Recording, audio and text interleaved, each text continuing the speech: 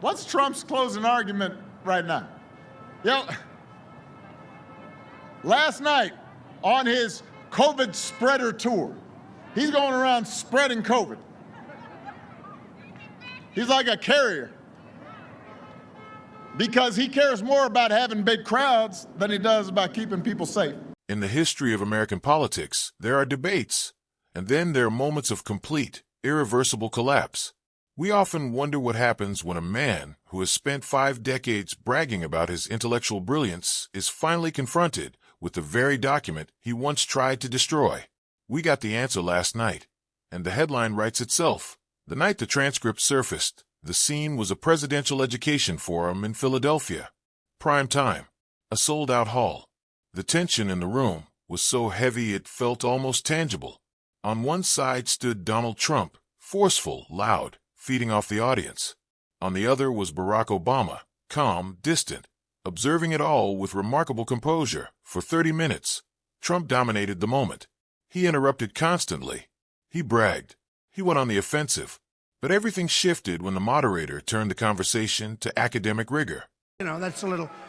and a former governor, and we're winning by a lot.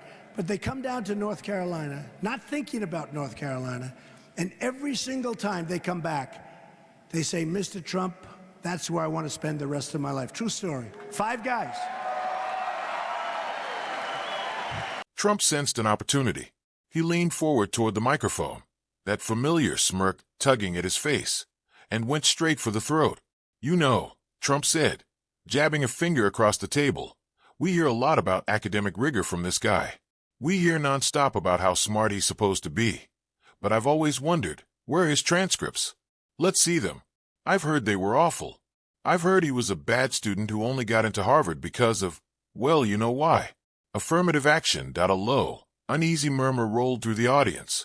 The moment was tense, awkward, but Trump wasn't finished.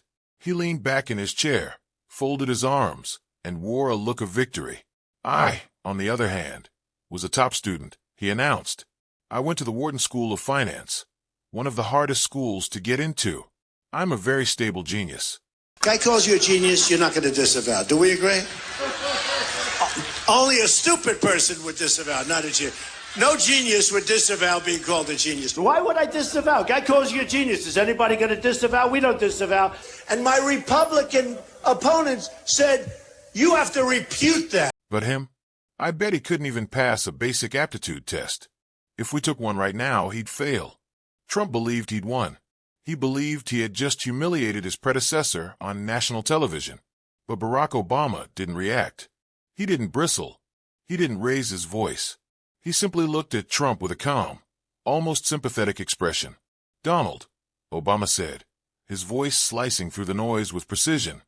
You've spent years questioning my credentials. You question my birth certificate. You question my grades. You question my right to even be in this room. Obama paused. He reached into the inside pocket of his suit jacket. The room fell completely silent. And you've always claimed to be the smartest person here. So, in the spirit of transparency, I think it's time we cleared the air. Obama pulled out a single, tightly folded sheet of yellowed paper. This, he said, holding it up for the cameras, is a certified copy of your College Board SAT score report from 1965.